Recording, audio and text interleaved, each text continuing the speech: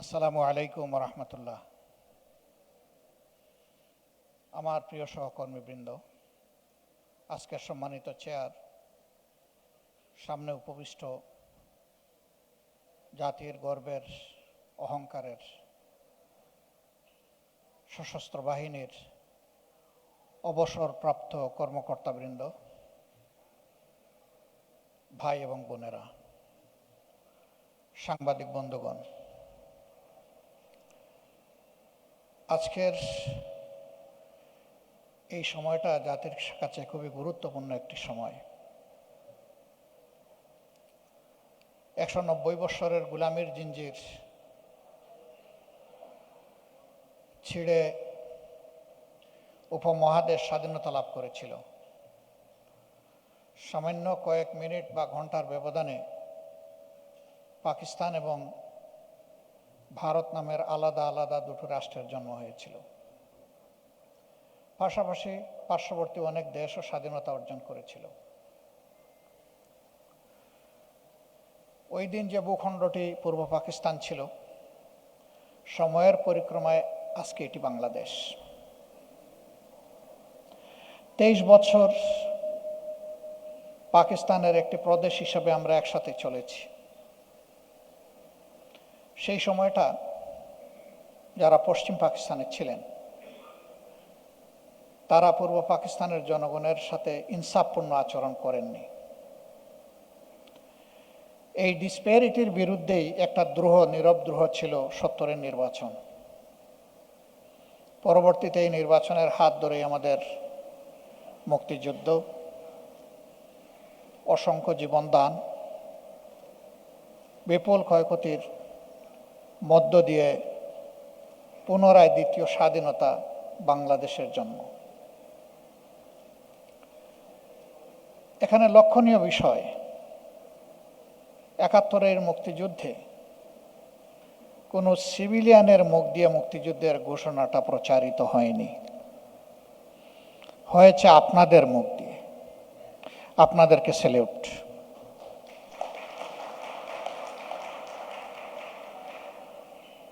এ বিষয়ে একবারই ইতিহাস রচনা হয়েছে, এটা অক্ষুণ্ণ থাকবে, যে যত চেষ্টা করুক।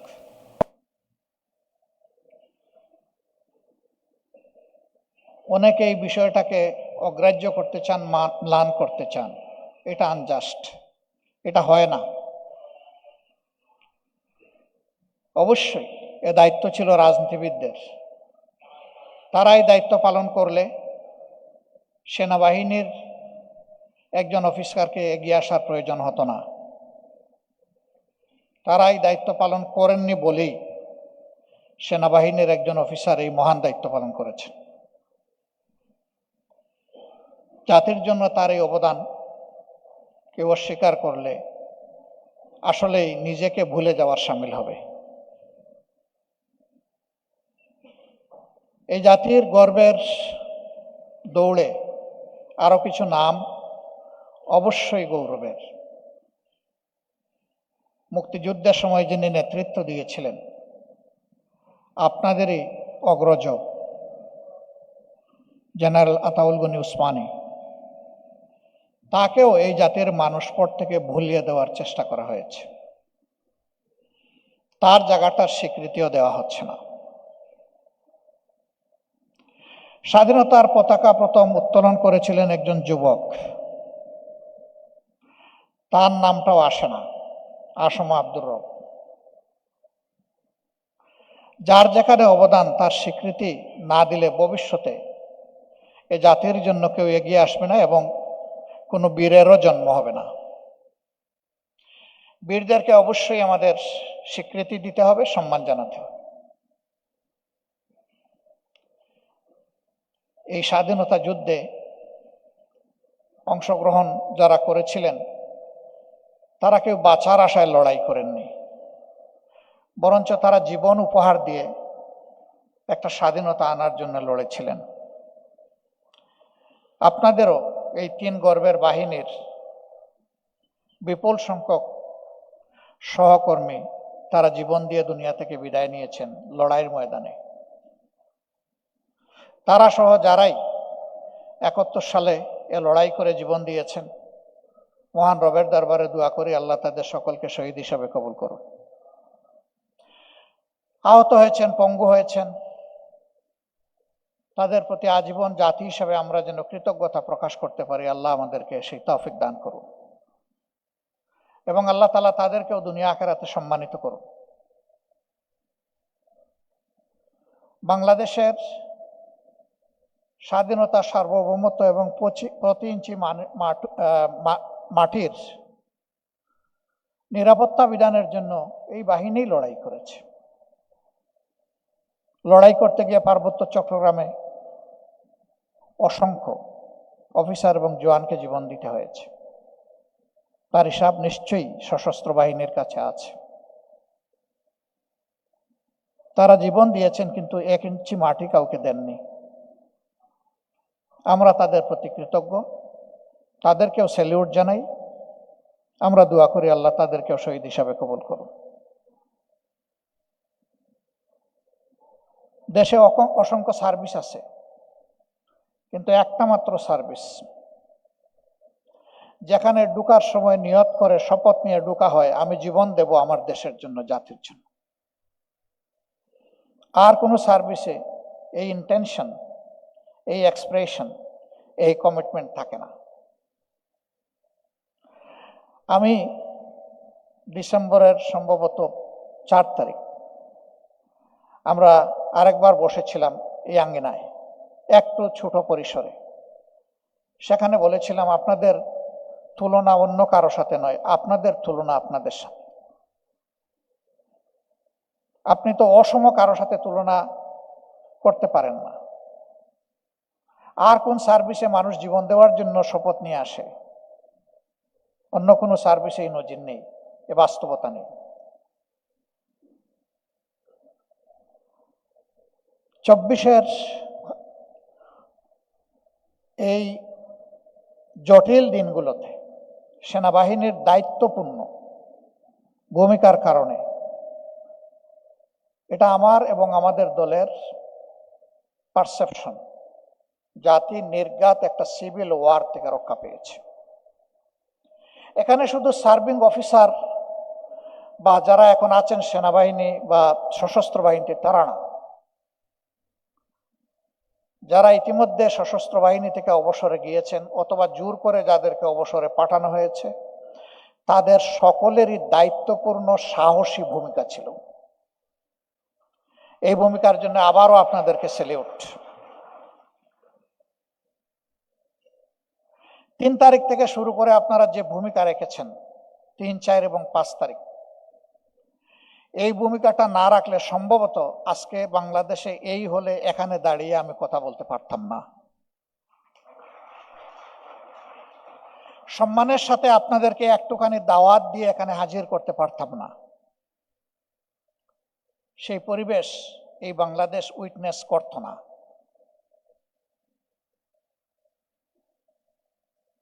চব্বিশের এই আন্দোলনে আপামর জনগণ যেভাবে ঝাঁপিয়ে পড়েছিল, আপনাদের সেই দিনের ভূমিকা জাতিকে বিশেষভাবে আলোড়িত করেছিল। রাওয়া ক্লাবে আপনাদের প্রেস কনফারেন্স এবং বিশেষ করে মিরপুর ডিএইচএসে রিটায়ার্ড অফিসার্স যারা ছিলেন, তাদের সাহসী ভূমিকা, রাস্তা দেখানোর ভূমিকা, সেখানে শুধু আপনারা অফিসাররা নেমে আসেননি, আমরা দেখেছি মায়েরা সন্তান কুলেও সেখানে নেমে এসেছিলেন। আমার ওই বোনদেরকে, মাদেরকেও স্যালিউট। এইভাবে সকল শ্রেণী পেশার মানুষের তীব্র আকাঙ্ক্ষার একটা বিস্ফোরণ ঘটেছিল 3, 4 এবং 5 তারিখ আগস্ট মাসে।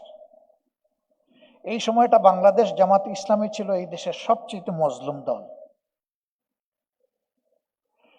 জনতার এই আন্দোলনকে দমাতে গিয়ে ফুল হিসাবে জামাতে ইসলামীকে ব্যবহার করার অতীতের মতো একটি নোংরা উদ্যোগ নিয়ে জামাতে ইসলামীকে নিষিদ্ধ ঘোষণা করা হয়। জনগণ এই ঘোষণাকে মেনে নেয়নি। আমরা কৃতজ্ঞ ফ্যাসিবাদ এবং ফ্যাসিবাদের দূষর দলগুলা ছাড়া সেদিন জাতীয়তাবাদী দল সহ সবাই এর প্রতিবাদ করেছে।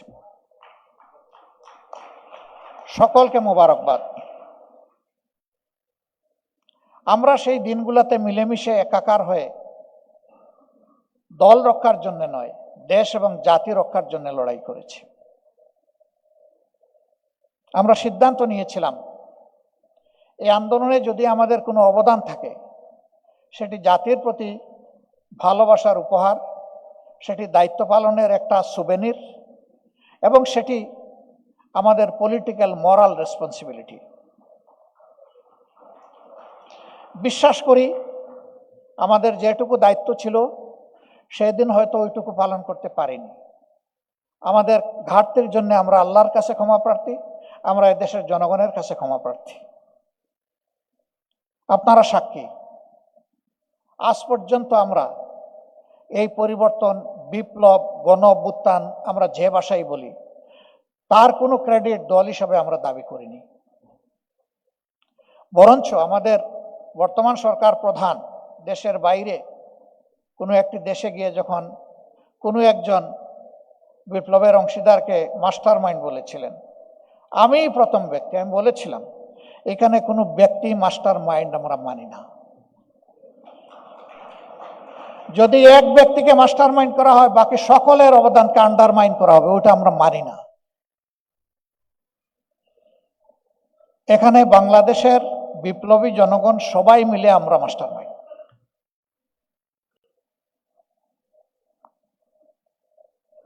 অনেকে এই লড়াইয়ে বিপ্লবে যারা শহীদ হয়েছেন তাদের জন্য দলীয় পরিচয় দিয়েছেন যে আমাদের দলের এতজন শহীদ হয়েছে। আমাদেরকে সাংবাদিক বন্ধুরা প্রশ্ন করেছেন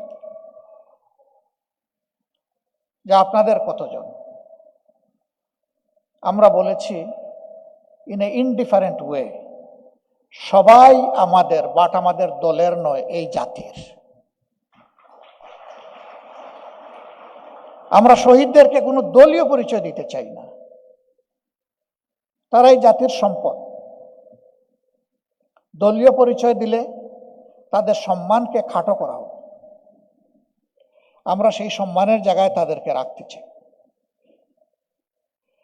মিডিয়ার ভাইদেরকে আমি কি বিনয়ের সাথে একটু অনুরোধ করতে পারি যে আপনারা either this side or that side আপনারা একটা পজিশন নেবেন, কারণ আপনাদের পিছনে অনেক ডিগনিটরি আছেন, আমি তাদেরকে দেখতে পাচ্ছি না, তারাও আমাকে দেখতে পাচ্ছেন না। আপনাদের এই সিনসিয়ার কোঅপারেশন আমরা এক্সপেক্ট করব। আপনারা আইদার এই সাইডে আসেন অথবা ওই সাইডেও যেতে পারেন, এজ ইউ লাইক। বেটার হবে আপনারা এই সাইডে আসলে ডায়াসের কাছে থাকবেন। 2 মিনিট আমরা একটু ভাইদেরকে সুযোগ দিচ্ছি।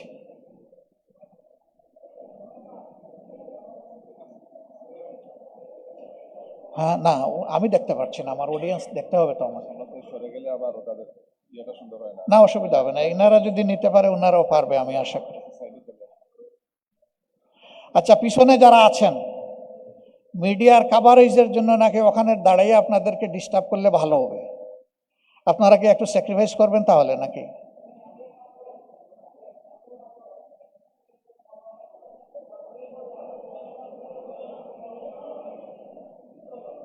আচ্ছা ঠিক আছে ভাই, থাকেন থাকেন, আপনারা থাকেন, আমরা যাই, আমরা আগায় যাই।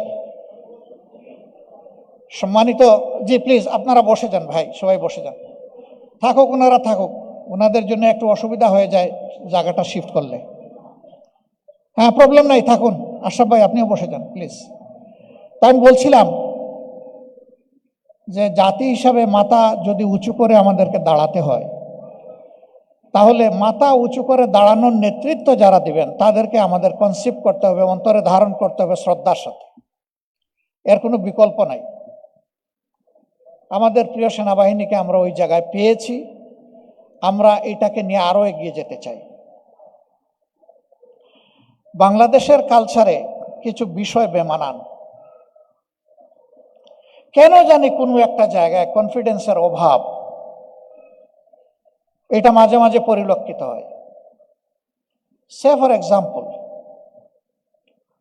আমাদের ডিফেন্স মিনিস্ট্রি রাষ্ট্রের চিফ এক্সিকিউটিভের হাতে থাকবে। তার তো লটস অফ জব। তিনি তো সব মিনিস্টারকে সুপারভাইজ করবেন, তিনি গার্জিয়ানশিপ দেবেন। সাচ এন্ড সাচ মিনিস্ট্রি যদি তার হাতে থাকে, এইটার হক তিনি কিভাবে আদায় করবেন আলাদাভাবে? বরঞ্চ এই জায়গাটায় ডিফেন্সে যারা অভিজ্ঞ, যারা জীবন দেওয়ার শপথ নিয়ে জাতিকে সার্ভিস দিয়েছেন, তাদের মধ্যে থেকে পটেনশিয়াল লোককে আনলে আমার অসুবিধাটা কোথায়?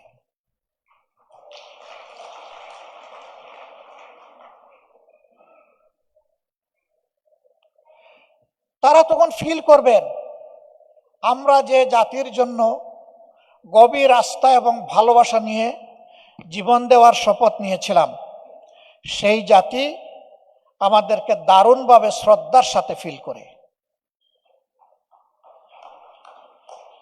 এইটা বাহিনীর কনফিডেন্স লেভেলকে অনেক উপরে নিয়ে যাবে। ইয়েস, প্রধান উপদেষ্টারও একটা অ্যাকাউন্টেবিলিটির জায়গা থাকতে হবে, প্রধানমন্ত্রীরও থাকতে হবে, প্রেসিডেন্টেরও থাকতে হবে। নান অ্যাবাভ দি অ্যাকাউন্টেবিলিটি। এটা একটা মিউচুয়াল চেক অ্যান্ড ব্যালেন্সের ব্যাপার, সেটা থাকবে। অন্য 10টা অ্যাভিনিউর জন্য যেমন হবে, আমাদের প্রিয় গর্বের সেনাবাহিনীর জন্য সেটা হবে।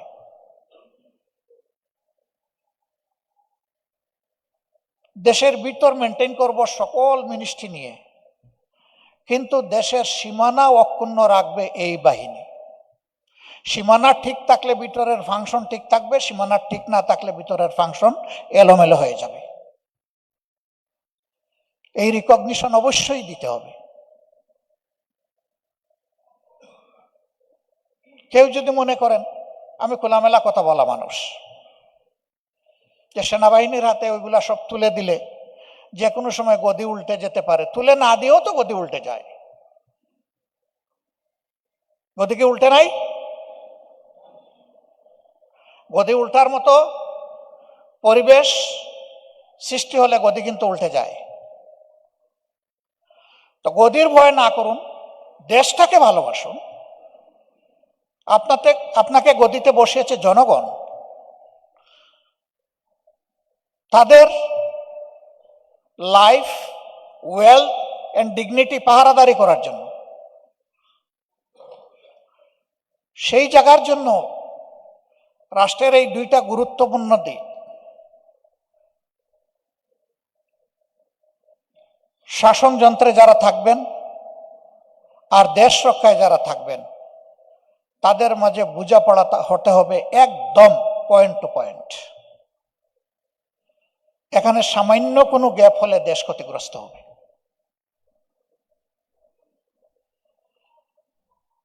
তবে এটা ঠিক যে সবার জন্য একটা ডেফিনিট জব ডেসক্রিপশন আছে, সবার জন্য একটা লিমিট আছে। ওই লিমিট যত সময় অনার করা হবে ততক্ষণ পর্যন্ত আমাদের শক্তি অক্ষুণ্ণ থাকবে। কিন্তু লিমিটটা যদি ক্রস হয়ে যায় তাহলে অ্যাক্সিডেন্ট নির্ঘাত। রাস্তায় আমি গাড়ি ড্রাইভ করছি, আমার জন্য বিভিন্ন জায়গায় স্পিড লিমিট করে দেওয়া হয়েছে, সেখানে স্পিড ব্রেকার আছে, আমাকে এটা মানতে হবে। আমি যদি এটা না মানি তাহলে শুধু আমার ভেহিকেলটাই অ্যাক্সিডেন্টের কবলে পড়বে না, সামনে যে থাকবে সে আমার দ্বারা ক্ষতিগ্রস্ত হবে, পিছনে যে থাকবে সেও আমার দ্বারা ক্ষতিগ্রস্ত। এইটা সবাইকেই মানতে হবে। এটা শুধু সেনাবাহিনীর ব্যাপার না, এটা আমাদের সবার ব্যাপার। এই লিমিট যেখানেই ক্রস করা হয় সেখানেই বিপর্যয় অনিবার্যভাবে নেমে আসে, ওখানেই ফেসিবাদের জন্ম হয়। আমরা যদি এই ফেসিবাদকে চিরদিনের জন্য আমরা রেড কার্ড শো করতে চাই, তাহলে এই জায়গাগুলার বোঝাপড়া আগে আমাদেরকে পরিষ্কার করে নিতে হবে। ওই Bangladesh Jamaat Islami is committed to that. আমাদের কমিটমেন্ট হচ্ছে every professional will discharge his or her duties without any fear and pressure. তার ভয় থাকবে না এই কাজটা করলে কে আবার নাখুশ হয়ে যায়। তার ভয় থাকবে এই কাজটা আমার জ্ঞান এবং বিবেক সম্মত হচ্ছে কিনা, আমার জন্য যে রুলস বেঁধে দেওয়া হয়েছে এই রুলসের ভিতরে আছে কিনা, এনাফ। এটা হলে তিনি আর পিছনের দিকে তাকাবেন না, ডানেও তাকাবেন না, বামেও তাকাবেন না। বাট আমরা এখন বসবাস করছি এইরকম একটা ভয় ভীতি আশঙ্কার সমাজের মধ্যে। আমরা সেনাবাহিনীকে, প্রিয় সেনাবাহিনীকে দেখতে চাই। 18 কোটি মানুষের দেশের এই সেনাবাহিনী, পৃথিবীর 7ম জনগোষ্ঠীর এই সেনাবাহিনী, বিশ্বের দরবারে তারা বাংলাদেশকে উঁচু করে তুলে ধরবেন। ইয়েস, পিস কোরের মাধ্যমে বিশ্বের বিভিন্ন জায়গায় তুলে ধরছেন। আমরা চাই বাইরে এবং ভিতরে সব জায়গায় সমানভাবে তারা তুলে ধরবেন। আমাদের সেনাবাহিনী বিশ্বের জন্য নয়, মূলত আমাদের দেশের জন্য। বিশ্বে আমরা যে সার্ভিসটা দিয়ে থাকি এটা আমাদের অ্যান্সিলারি সার্ভিস। আমাদের ম্যান্ডেটরি সার্ভিসটা হচ্ছে আমাদের প্রিয় দেশ। এটি যদি করতে হয় তাহলে সেনাবাহিনীর প্রতি সরকারের যেমন বিশেষ দায়িত্ব রয়েছে, সেনাবাহিনীরও শুধুমাত্র প্রফেশনালিজমের দিকেই তাদেরকে নজর দিতে হবে, আর কোনো দিকে নয়। আমরা যদি সেনাবাহিনীকে একটা প্রফেশনাল ফোর্সেস হিসাবে আমরা গড়ে তুলতে পারি, দুনিয়া আমাদেরকে সমীহ করুক না করুক সম্মান করতে বাধ্য হবে। কেউ আমাদের দিকে লাল চোখ তুলে তাকানোর সাহস করবে না। আমাদের সেনাবাহিনীর সাইজ কত বড় এটা বড় কথা না। আমাদের সেনাবাহিনীর উইজডম, কারেজ এন্ড ট্যাকটিক, এই 3 জায়গায় আমাদের সেনাবাহিনী কোথায় আছে এটা হচ্ছে বড় কথা। আমরা ওই 3 জায়গাকে একদম আয়রনিক করে আমরা এই জায়গাগুলা দেখার পক্ষে। সম্মানিত বন্ধুগণ, জাতি এখন একটা ক্রস রোডে। 12 তারিখ আগামী মাসে নির্বাচন হবে। আজকে থেকে হাতে গোনা 30টি দিন আছে। এই মাস 31 দিনের হওয়ার কারণে নির্বাচনের দিনটা মাইনাস। জাতীয় জীবনে এই নির্বাচনের গুরুত্ব সীমাহীন। আগের নির্বাচনগুলো কিছু কিছু ডিসপিউট থাকলেও নির্বাচন তো একটা ফর্মে হয়েছে, কিন্তু 3টা নির্বাচন 14, 18, 24 এটা নির্বাচনের কোনো মিনিমাম ফরম্যাটে পড়ে না। এর সাক্ষী আমরা সবাই। এখন যাদের বয়স 35 থেকে 36 তারা জীবনে একটা ভোটও দেওয়ার সুযোগ পায়নি, যদিও তাদের 3 বার ভোট দেওয়ার কথা। তাদেরকে ডিপ্রাইভ করা হয়েছে, সারা নেশনকে ডিপ্রাইভ করা হয়েছে। এখন আগামী ইলেকশনটা কেমন হওয়া উচিত? আমি ইলেকশনের কোনো পার্টির পক্ষে কোনো ক্যাম্পেইন করব না, কথা বলবো না, এটি এখন বলা উচিত নয় এই সময়টা। বাট কি ধরনের ইলেকশন আমরা চাই? আমরা এমন একটা নির্বাচন চাই যেখানে প্রত্যেকটি ভোটার, নাগরিক ভোট সেন্টারে যাবে উইথ প্লেজার অ্যান্ড কমফর্ট। তার সামনে অন্য কোনো চ্যালেঞ্জ থাকবে না, অন্য কোনো চিন্তা থাকবে না যে আমার ভোটটা আমি দিতে পারবো তো, ভোট দেওয়ার পরে আমার ভোটের রেজাল্ট এবং রিফ্লেকশন আমি পাবো তো, এরপরে রেজাল্ট যখন হবে তখন আমি আমার প্রত্যাশার দেশটি, সমাজটি আমি পাবো তো। এই ধরনের প্রশ্ন তার মধ্যে জাগবে না। যদি সেই পরিবেশ আমরা নিশ্চিত করতে পারি তাহলে এই নির্বাচন হবে সুষ্ঠু, নিরপেক্ষ এবং গ্রহণযোগ্য। আমাদের দিক থেকে আমরা ফুললি কমিটেড। আজকেও ইউরোপিয়ান ইউনিয়নের চিফ অবজারভেশন টিমের যিনি চিফ, তিনি আমরা একসাথে বসেছিলাম। ওনাকে যখন বললাম যে আমরা এই নির্বাচনকে একটা আইকনিক নির্বাচন হিসেবে দেখতে চাই, যেটা আমাদের প্রধান উপদেষ্টা বলেছেন, যেটা নির্বাচন কমিশন বলছে, আমরা এটাকে কথায় নয় কাজে দেখতে চাই। এবং এটাকে এইভাবেই যদি আমরা দেখতে চাই তাহলে আমাদের প্রত্যেকটা ভোটিং বুথকে সিকিউর করতে হবে। এর জন্য প্রয়োজন হবে প্রত্যেক বুথে সিসি ক্যামেরা সেট করা। এ দাবি আমরা মূল থেকে করে আসছি, কিন্তু আমরা আমাদের সরকার এবং ইলেকশন কমিশনকে রিলাক্টেন্ট দেখতে পাচ্ছি। Where is the problem? মানি 28 লক্ষ কোটি টাকা বাংলাদেশ থেকে লন্ডার করে বাইরে পাঠানো হয়েছে, আর এর বাইরে আরো যেগুলা লুট করা হয়েছে সেটার হিসাব কিন্তু কেউ জানে না। এ দেশ ওই দিক থেকে গরিব নয়। এই চুরি চামারি বন্ধ করলে এই দেশ সামনের দিকে জাম দিয়ে এগিয়ে যাবে। এখানে যদি 500 কোটি 1000 কোটি টাকা লাগে, এটা অবশ্যই করা উচিত, কারণ একটা গুড গভর্নেন্সের পূর্ব শর্ত হচ্ছে একটা ফেয়ার এন্ড গুড ইলেকশন। যদি প্রত্যেক বুথে এটা সেট করা থাকে এবং এটা যদি সেন্ট্রাল মনিটরিং এর আন্ডারে থাকে, তাহলে প্রত্যেকের বুকও কাঁপবে, হাতও কাঁপবে কিছু করতে। তখন ল এনফোর্সার্সের সংখ্যা যদি কিছু কমও হয়, ওইটা বাকি অভাব পূরণ করে দেবে। এটা সেনাবাহিনীর পক্ষে সম্ভব নয়।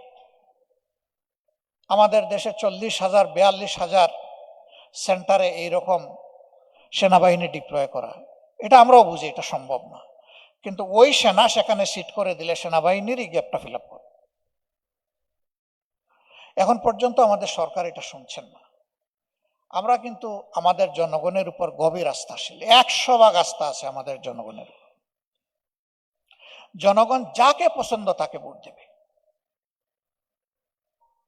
কিন্তু তার পছন্দের ভোট দেওয়ার পরিবেশ নিশ্চিত করে দিতে হবে সরকার এবং ইলেকশন কমিশনকে। এখন পর্যন্ত এটি হয়নি, আমরা সবাই প্রত্যক্ষ করছি। তবে আমরা আশাবাদী থাকতে চাই এটা হবে, এবং আমরা বলতে চাই এটা করতে হবে।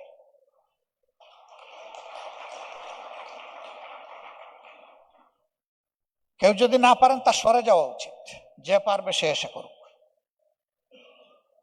কিন্তু আপনি দায়িত্ব নেবেন এবং করবেন না, এটি দায়িত্বের অবহেলা নয়, এটা দায়িত্বের ভায়োলেশন। আমরা সেই ভায়োলেশন দেখতে চাই না। অনেক ভয় ভীতি সমাজে কাজ করছে। এখনো কেন সাংবাদিকরা এই প্রশ্ন করবে যে 12 তারিখ ইলেকশন হবে কিনা, আপনারা কনফিডেন্ট কিনা, ইলেকশন সুষ্ঠু হওয়ার ব্যাপারে আপনাদের কোনো সন্দেহ আছে কিনা? এই প্রশ্ন কেন করে? নিশ্চয়ই কিছু কারণ আছে বলেই তো করে। ওই কারণগুলো রিমুভ করতে হবে। একটা ইলেকশন কি সবকিছুর সমাধান? না, কিন্তু এটা শুরু। একটা বীজ না রইলে তো গাছ উঠবে না। এই ইলেকশনটা, ফেয়ার ইলেকশনটা হচ্ছে একটা ফেয়ার সোসাইটি, একটা গুড গভর্নেন্সের একটা আস্ত বীজ। এই বীজ রোপণ না করলে তো গাছ উঠবে না। আর আল্লাহর কসম, আমরা ওই বিগত 3 নির্বাচন বা 4 নির্বাচনের মতো কোনো নির্বাচন দেখতে চাই না। আমরা বোঝাপড়ার কোনো নির্বাচন একেবারেই দেখতে চাই না। বোঝাপড়া কোনো অথরিটির সাথে হবে না, বোঝাপড়া হবে রাজনৈতিক দলগুলার ভোটারদের সাথে সরাসরি, অন্য কারো সাথে না। আমরা সেই নির্বাচনটা দেখতে চাচ্ছি।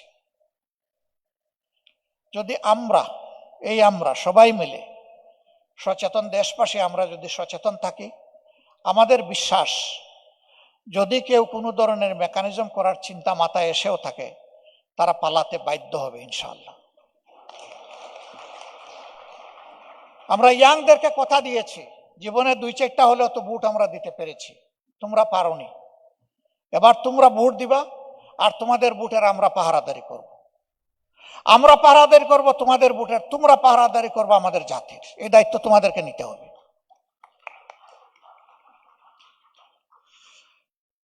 এখানে আমরা যারা উপস্থিত আছি, আমার বয়সের একটা পর্যায়ে চলে এসেছি, কিন্তু এইটাই মিন করে না যে আমরা সব এনার্জি হারিয়ে ফেলেছি।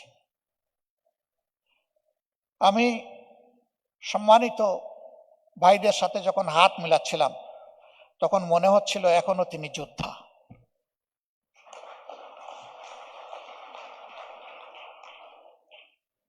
আমি মনে করি হাতগুলা এখনো সেনাপতির হাত ঠিকই আছে, যে লেভেলে ছিলেন। আমি এর চাইতে গভীর বিশ্বাস করি, হার্টগুলা এর চাইতেও বেশি তাজা। যার মন শক্ত তার হাতও শক্ত, যার মন দুর্বল তার হাত ভাঙা। ওই ভাঙা হাতে কিছু করা যায় না। এই জন্য সব কাজের ইন্টেনশনটা হচ্ছে তার রুট। আমরা আশা করব আপনারা জাতিকে আগে সেফগার্ড দিয়েছেন, টেরিটোরিয়াল সেফগার্ড। এখন আপনাদের দীর্ঘ অভিজ্ঞতা থেকে, সামাজিক দায়বোধের জায়গা থেকে, আগের দায়বোধের জায়গা ছিল রাষ্ট্রীয় দায়বোধ, এখন দায়বোধের জায়গাটা হচ্ছে সামাজিক দায়বোধ। এই দায়বোধের জায়গা থেকে আপনারা এগিয়ে আসবেন। এটি জরুরি নয় যে আপনাদের সকলকে জামাতে ইসলামীতেই জয়েন করতে হবে, বাট এটি জরুরি শেষ বয়সে পরবর্তী প্রজন্মের জন্য ভালো কিছু আমাদেরকে দিতে হবে ইনশাআল্লাহ। আমি ওয়েল কনফিডেন্ট আপনারা পারবেন, আমরা পারবো ইনশাআল্লাহ। আমরা কমিটেড দেশপ্রেমিকগুলার হাত এক জায়গায় করার চেষ্টা করছি। বলবেন যে এর বাইরে যারা, তারা কি দেশপ্রেমিক না? হ্যাঁ, সোনা খাটি না মেকি, এটা বোঝার জন্য কষ্টি পাথরে গোসা মারতে হয়। আমরা 3টা গোসা দিয়েছি। এই 3 গোসায় যারা টিকবে, আমরা বিশ্বাস করি জাতির প্রতি তাদের কমিটমেন্ট আছে। Number 1, will fight together against corruption. নিজে করাপশন করব না এবং কাউকে করাপশন করতে দেব না। Number 2, justice for all and equal will be asserted. গরিবের টাকা নাই তাই সে বিচার পাবে না, না, এটা হবে না। এক মুক্তিযোদ্ধার মেয়েকে তার জীবন ধ্বংস করে, ইজ্জত ধ্বংস করে তাকে হত্যায় প্ররোচিত করা হয়েছিল, সে দুনিয়া থেকে বিদায় নিয়েছে, সে কি আজ পর্যন্ত বিচার পেয়েছে? এই বিচার চূড়াবালিতে এখনো আছে। আমরা দেখতে চাই ওই বিচারগুলো আগে হোক।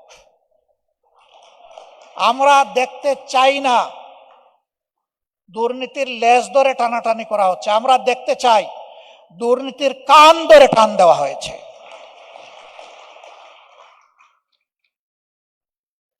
ডাল পাতা ধরা নয়, মূল ধরে টান মারতে হবে। হ্যাঁ, তাও আমরা বুঝি যে এই কাজ অত সহজ নয়, যত সহজে বলে ফেললাম। এই কাজ যখনই আমরা করতে যাব তখন আমাদের সামনে বাধার একটা হিমালয় পর্বত দাঁড় করে দেওয়া হবে। বাট এই মানুষকেই তো আল্লাহ সক্ষমতা দিয়েছেন হিমালয় পর্বত জয় করার। ইনশাআল্লাহ আমরাও দুর্নীতির বাধা হিমালয় পর্বতকে আমরা ডিঙ্গাবো ইনশাআল্লাহ। সময় যা লাগুক সমস্যা নাই।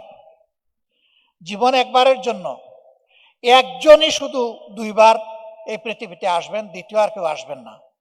তিনি হচ্ছেন ঈসা ইবনে মরিয়ম আলাইহিস সালাম। তিনি ভাগ্যবান যে তিনি 2বার দুনিয়া আসবেন। একবার এসেছেন, আবার আসবেন। আমরা কেউ দ্বিতীয়বার আর আসবো না। অতএব আমাদের এই জীবনটা খেকশিয়ালের জীবনের মতো না হয়ে সিংহের মতো হোক। জাতির জন্য, মানবতার জন্য লড়াই করে মৃত্যুটা হোক সিংহের মতো। এই কয়েকদিন আগে অত্যন্ত অল্প বয়সের একজন হিরো দুনিয়া থেকে বিদায় নিয়েছে, শরীফ উসমান ইবনে হাদি। আল্লাহ তাআলা তাকে উচ্চ মর্যাদা দান করুন। ও বেঁচে থাকলে দুনিয়ার মানুষের কাছে সেইভাবে আদৃত, সমাদৃত হতো কিনা আই ডোন্ট নো, কিন্তু তার মৌত অসংখ্য অসংখ্য মানুষকে জীবন দিয়ে গেছে।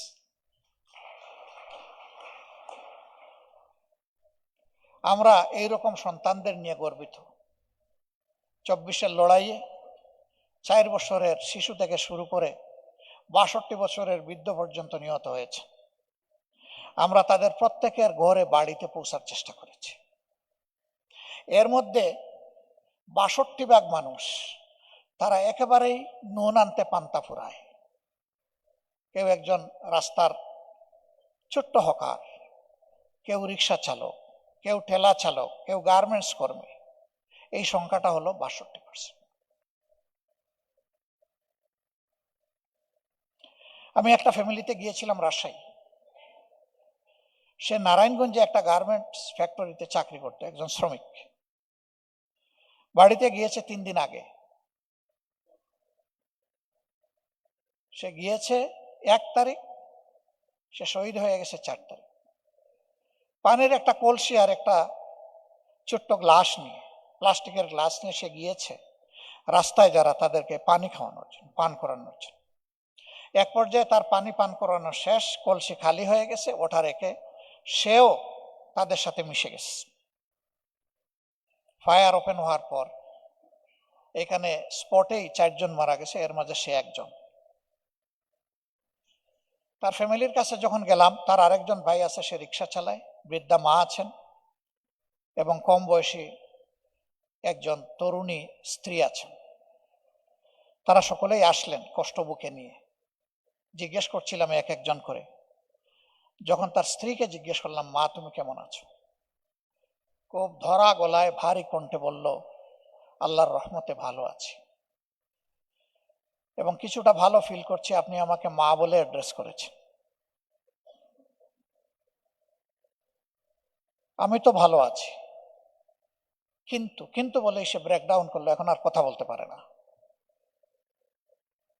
অনেকক্ষণ পরে নিজেকে সামাল দিয়ে কেঁদে কেঁদে বলল, আমি তো 5 মাসের গর্ভবতী, আমার গর্ভের সন্তানের কি হবে, আমি তো গরিবের মেয়ে।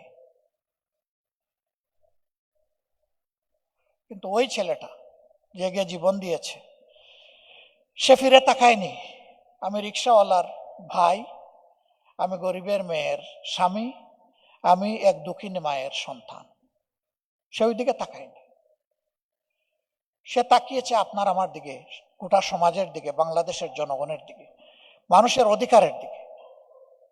8 পাশে এই ছেলেটি জীবন দিয়েছে, তার সবচেয়ে মূল্যবান সম্পদ উজাড় করে দিয়ে সে দুনিয়া থেকে বিদায় নিয়েছে। আমি তখন মেয়েটিকে সান্ত্বনা দেওয়ার ভাষা হারিয়ে ফেলেছিলাম। তার চোখের বাদ ভাঙ্গা পানি আমাদের সকলকে কাঁদিয়েছে। এরপরে নিজেদেরকে সামলে বলেছিলাম, মা তুমি তোমার সন্তান, আমরা যেমন থাকবো ইনশাল্লাহ তুমিও তেমন থাকবে। তোমার এই সন্তান বড় না হওয়া পর্যন্ত তোমার সাথে আর তোমার এই শাশুড়ির পরিবারের সাথে আমরা আছি। আমরা বলেছি যে এখন থেকে আমরা একই পরিবারের সদস্য এবং আমরা এইভাবেই চলবো ইনশাআল্লাহ। আপনারা দোয়া করবেন, আমরা এটা মেনটেন করে যাওয়ার চেষ্টা করছি। আমাদের খরচপাতি এদিক সেদিক হতে পারে, কিন্তু ওই দুঃখী পরিবার এবং এর মতো আরো কয়েকটি পরিবার আছে, আমরা ঠিক মাসের 1 তারিখ তাদের প্রয়োজন আর আমাদের সামর্থ্য, এই দুইটাকে সমন্বয় করে তাদের হাতে আমাদের একটা গিফট পৌঁছে যায়। এটা দান নয়, অনুদান নয়, এটা আমাদের ডিউটি। যারা জীবন দিয়ে জাতিকে জীবন এনে দিয়েছে, তাদের পরিবারের সদস্যদের জীবনের প্রতি আমাদেরকে সম্মান দেখাতেই হবে। তাহলে বেশি বেশি করে বীরের জন্ম হবে এই দেশে ইনশাআল্লাহ।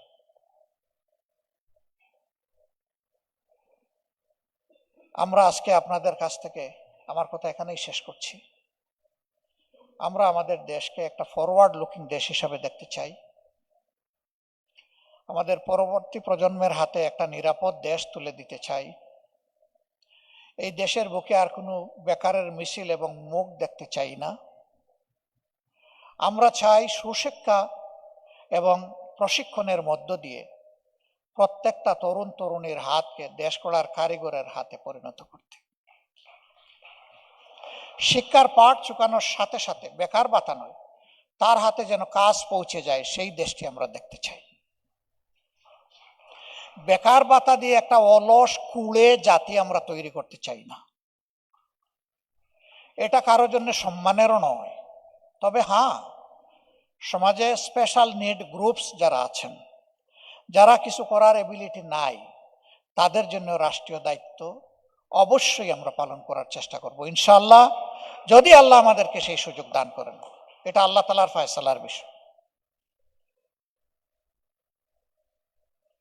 দেশকে দিয়ে সবকিছু উজাড় করে বয়সের এক প্রান্তে এসে মানুষ যাতে হতাশায় না ভোগে, সে যাতে ফিল করে যখন আমি কর্মে সক্ষম ছিলাম তখন আমি দেশের জন্য একজন যোদ্ধা এবং একজন কর্মী ছিলাম, এখন আমার সেই সামর্থ্য নাই, এখন আমার দেশ, আমার পরিবার, আমার সরকার, আমার অভিভাবক।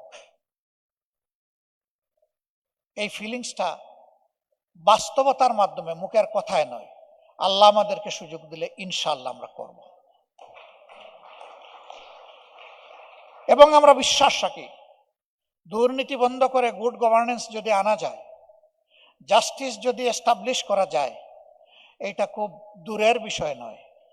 কিছুদিন ফাইট করার পরেই ইনশাল্লাহ সবগুলা বিজয় একসাথে এক জায়গায় এসে ধরা দিবে ইনশাল্লাহ।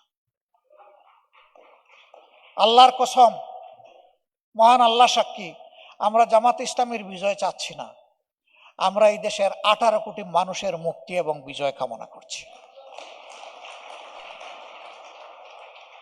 দল বিজয়ী হলো আর জাতি পরাজিত হয়ে গেল, এটা আর আমরা দেখতে চাই না। আমরা চাই দলের বিজয়ের সাথে সাথে জাতিরও যেন বিজয়ের দ্বার খুলে যায়। আপনাদের সকলকে ধন্যবাদ, আপনারা মূল্যবান সময় স্যাক্রিফাইস করে এখানে এসেছেন, আমাদের দাওয়াত কবুল করেছেন, আপনারা আমাদেরকে ঋণী করলেন। আমরা যেন বাকি জীবনে আপনাদের এই মর্যাদার জায়গাটাকে সম্মান করে ঋণ পরিশোধ করতে পারি, আল্লাহ যেন আমাদেরকে এই তৌফিক দান করেন। আমি আবারও প্রত্যাশা করব, দলের সাথে সংযুক্ত হওয়া জরুরি নয়, প্রিয় দেশের জন্য একসাথে কাজ করা খুবই প্রয়োজন। আমরা সবগুলো হাত একত্রিত করে একসাথে এগিয়ে যাব ইনশাআল্লাহ।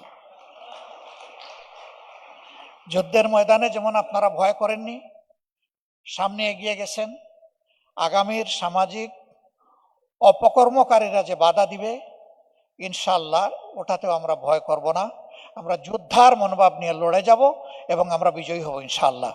সবাইকে ধন্যবাদ।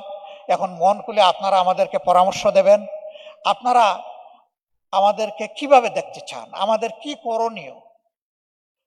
নির্বাচনে জয় পরাজয় বড় কথা নয়, একটা দায়িত্বশীল সংগঠন হিসাবে এই প্রিয় দেশের জন্য আমাদের কি করা উচিত, এই ব্যাপারে আপনাদের কাছ থেকে আমি গুরুত্বপূর্ণ দিক নির্দেশনামূলক পরামর্শ প্রত্যাশা করে আমার কথা এখানেই শেষ করলাম। আল্লাহ হাফিজ।